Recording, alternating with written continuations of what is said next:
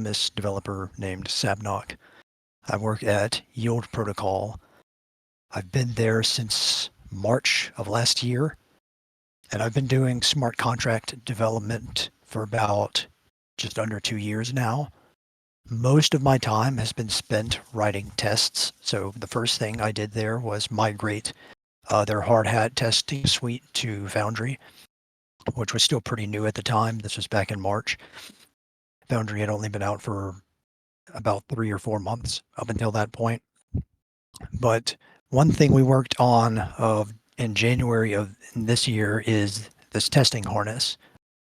Now, the term testing harness has a few different meanings in crypto. Most of the time when people use the term testing harness, what they really mean is a way to facilitate testing internal functions in a contract. And so you'll see this in like the Maple v2 repo as an example. The way the term is used here is it's essentially a suite of tests that goes through every possible action that the user can take on the front end and ensures that they can take that action. So say, for example, Yield is a fixed rate borrowing and lending protocol. So this here would test that you can post USDT collateral and borrow ETH, or post ETH collateral and borrow USDT, or post ETH collateral and borrow DAI, etc. It will test every possibility, or you can LP with every possible asset and so forth. And the way it does this is actually quite simple. So this test harness.sh has some config, has a lot of config actually. But at its core, it's really just a bash script that loops over different forge tests and injects these IDs and addresses as environment variables. So that's essentially what it is it's really at its core, it's just a loop of forge tests. But as you can see here, we have the series. So these are all of the borrowable assets. This series ID. This will require a bit of context on how Yield works, but I don't think it will be terribly complicated. So Yield has fixed rate borrowing and lending. Each series represents like a term. So you'll have like a series for borrowing USDC from January to June, or March to September, or June to December.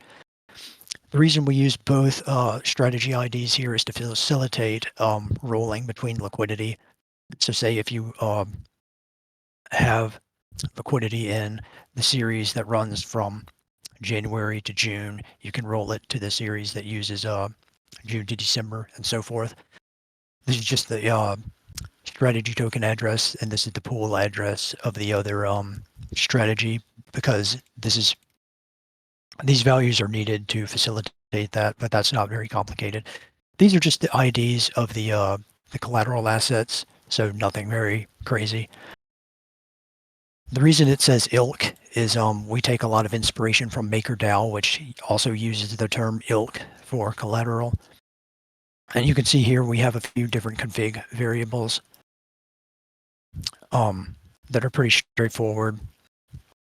This rectify is for, and it's a Boolean, so you can see you could turn it on and off. So say there's not like a lot of liquidity in one pool, but we want to see what would happen if there was enough liquidity. We can turn that on, and we can run these modifiers like rectify join or rectify pool. Join is what holds the collateral. That's also taken from Maker. We can turn that on, and it will provision the join or the pool with some collateral or with some liquidity. A limitation of this is you can see it's using static amounts, which I didn't have enough. I was a bit pressed for time when I built this, but an optimization would be to have this calculated dynamically, obviously. But we can kind of see how this script works. So let's kind of get into how the testing harness works. And so you can see we have a lot of modifiers here, like the rectify modifiers. We have one that checks if we're using either as collateral, because that will need to behave a bit differently. One if we're borrowing either, because that will need to be that will need to be a bit different. What if we're using ERC 1155 collateral? So we accept Notional's Fcache as collateral, which is an ERC 1155 token, which, as you know, behaves very differently from an ERC 20 token. And so the way, in order to test that, it's going to be a bit different from using a an ERC 20 token. Then this just asks, sure, let's see. Is that better? Okay, great.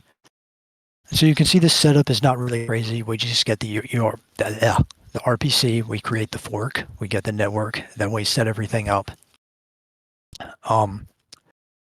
Now these internal functions here, these helper functions, are essentially the backbone of this. This just sets the labels. Let me explain why you might want to use this approach that I mentioned. So it's going to be highly dictated by how your front end interacts with your set of smart contracts. For us, we use a pattern called batching. Or is anyone familiar with batching? Okay, so we can see this function here, batch, which you just send it some encoded calls, where you create an array of the results, we loop over the calls, we check the success, revert if it failed, and then add the result to the array we created. So nothing very crazy. This clears the batch. This builds a position. So if you're familiar with tokenized vaults, so say anything like Aave or Compound, something like that, where you want to open a position, you see we encode the calls here to create a vault. Then we return the ID of the vault. We clear the batch to be used for later ones. But for our system, we use lots of batching. So all of the actions the user can take are very composable. And so that is kind of the motivation. Yes.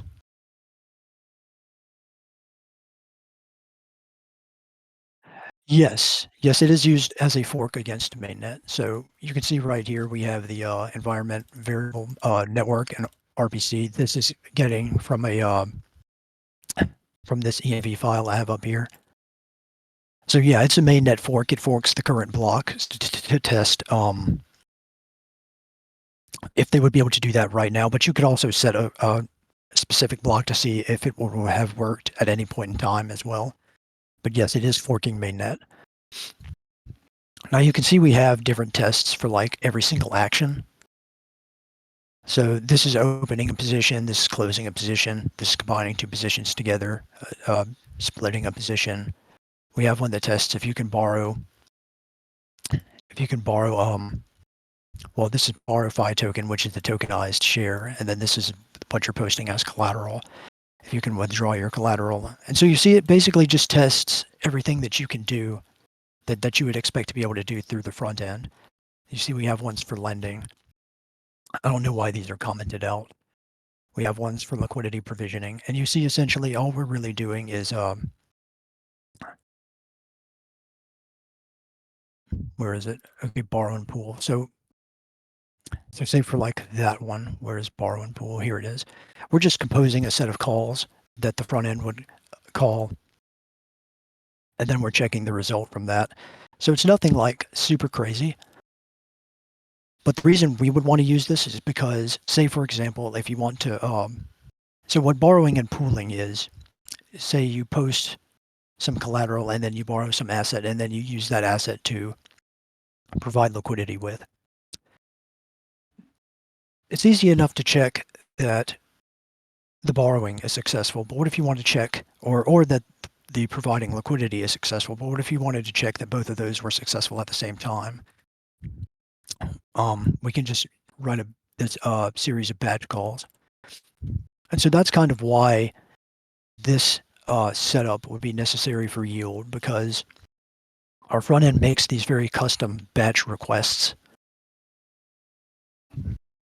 And we can check that any of those that it makes are operational or would be successful for any pair of assets or what have you for any action at any given time. And so that's essentially the way this works. It's not terribly complicated. Like I said, it's really just a forge. Go ahead.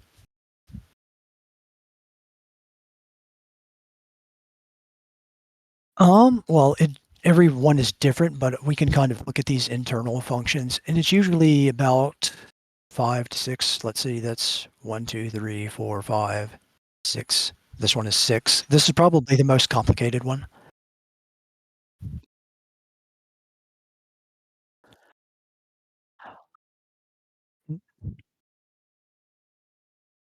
This is also used by the No, I application. do not actually. But I imagine must be like quite a bit of gas saved by batching these calls, right? Definitely, yes, because you're able to call one function with a large amount of call data versus calling 6 individual functions. I don't know if I'm mistaken, but it seems to me like you guys built the fixtures for the tests, and you basically don't even need the script, right? You could even use Foundry itself to set up everything and just run these tests itself, right? Yeah, I would say so. That sounds accurate. Really nice, bro. Keep on. Did anyone have any more questions? I mean, did anyone want to take a look at any of the more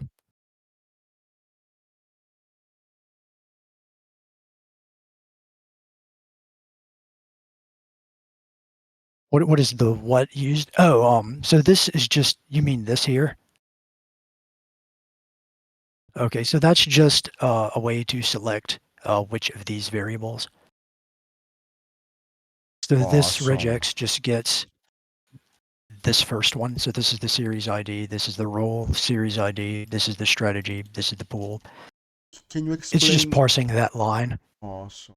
Can you explain how this script is set up? So we have the addresses for each one of the pools. We have the address. We have the IDs for also the pools. Can you go over the script? So just so if anyone wants to replicate Okay, something like sure. that, they can do it. Yeah, so we start with, well, there's two loops, as you can see on line 94 and line 900.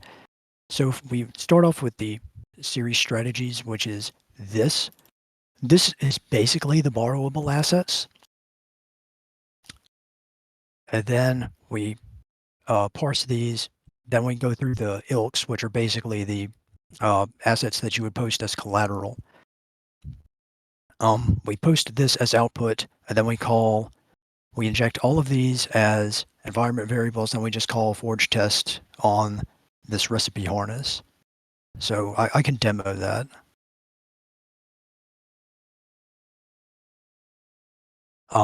So here, let me actually say this is for Ether and USDC. These are the ones that I have uncommented, and this is the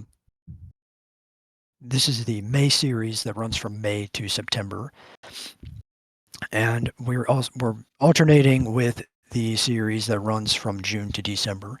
So, for example, some of our tests will uh, test that we can migrate liquidity from the September series to the December series. So that's why we're providing uh, series IDs for both of those series, for example.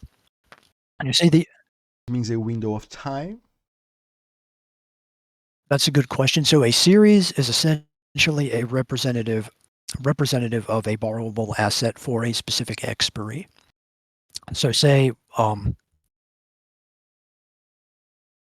this series is uh, USDC for, well, no, this is either for March to September. This is either for June to December. This is USDC for March to December. Excuse me, March to September.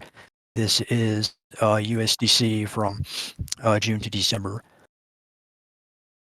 Then this is the strategy token, which is basically the LP token for either March to September, and then this is the liquidity pool for June to December, which we would simulate rolling liquidity to.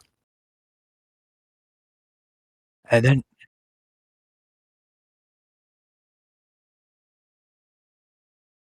So whenever you so the pool has its own address, but these strategy tokens are kind of an abstraction over the liquidity process, somewhat similar to a Yearn strategy. I actually haven't worked too much with the strategies, but the strategy token does have its own address, and then this is the pool's address. So this is kind of like the liquidity token, and this is the pool itself. Now we have different IDs for each of the collateral assets. Right now I'm just using USDT, but I can use any of these that I want by uncommenting them. And then getting back to this for loop, we loop over the strategies, we loop over the ilks, we provide these as environment variables, and then we run the forge test. And so we can see if I run this. So what we would expect to see here is both Ether and USDC used with USDT as collateral. And if we run that, we can see we output our environment variables.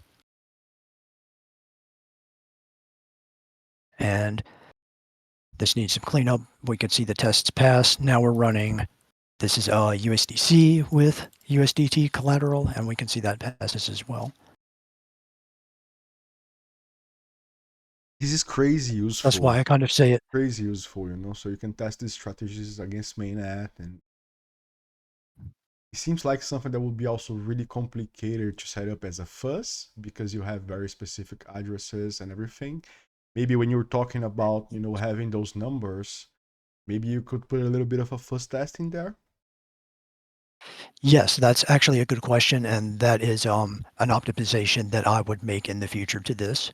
I was a bit pressed for time when I was building it, which is why I put some static numbers for like the rectification modifiers or the rectify modifiers. But yeah, that's definitely something I would implement for this, and you could probably find ways to implement in other cases.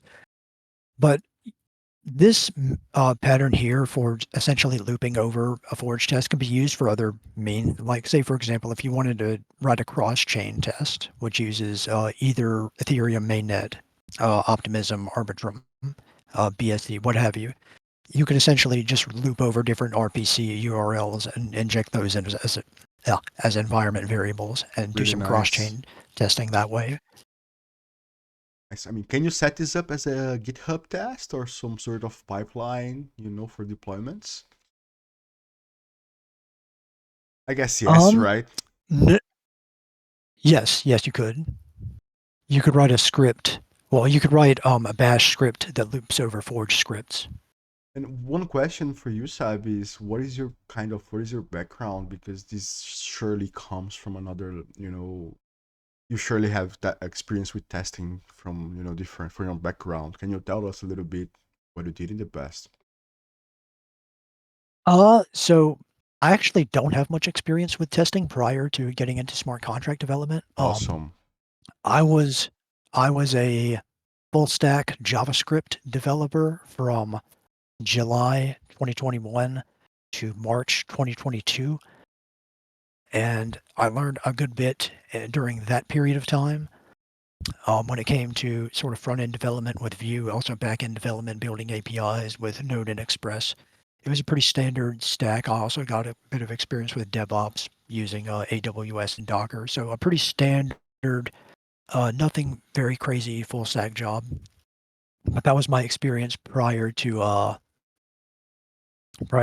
getting into smart contract development full time. And how did you got into it? I mean, did you bought a token and it went up and you got curious about Solidity? Did a friend, you know, made a recommendation? How did you got into that? Okay, that's a good question. So I first got into it during the NFT boom in September 2021. I was contracted to build some websites for some NFT projects, and that was my introduction to it. Those went pretty well, and then I kind of wanted that piqued my interest in smart contracts and smart contract development, and I wanted to pursue that further. And starting in about January of last year, I started I watched like Patrick Collins' course. I did Crypto Zombies, that sort of thing. And I kind of just steadily got into it from there. I started open source contributing on GitHub. and I was picked up by Yield pretty quickly after that. That's So it only took me about 2 or 3 months from starting smart contract development to working for Yield. You know, I have a very funny story with yield, and yield is a huge part of why I started in crypto. Basically, Really? yeah. So let me tell you. So basically, when I was one day at my house, peak of the coronavirus, you know, I was living in Europe, and I had 2,000 euros in my bank account, and I went to Google, and I was like, okay, how do I make money in the internet? And somehow I saw a MetaMask, you know, MetaMask word, and then I downloaded MetaMask, understood quite quickly what it was. I was a developer, so basically I bought two tokens, 1,000 euros each token. One of the tokens was a pool from yield called YFV, and this pool got hacked. So the token went from 70 to like 8. And when I first opened the graph, I was like, whoa, this why did the price went down so bad? So I bought like 1,000 euros of this token. You know, it could be a dead token. I did zero analysis on that. So then yield comes, fix their hack, and the token goes up like 10x, bro. I was hooked. That was my beginning. That was how I got into crypto. Are you sure that that is the same Yield protocol? I know there's like I don't. different Yield Oh, I think protocols. I'm confusing that with Yearn protocol. Yeah, sorry, just an addendum then. Yeah, that makes sense.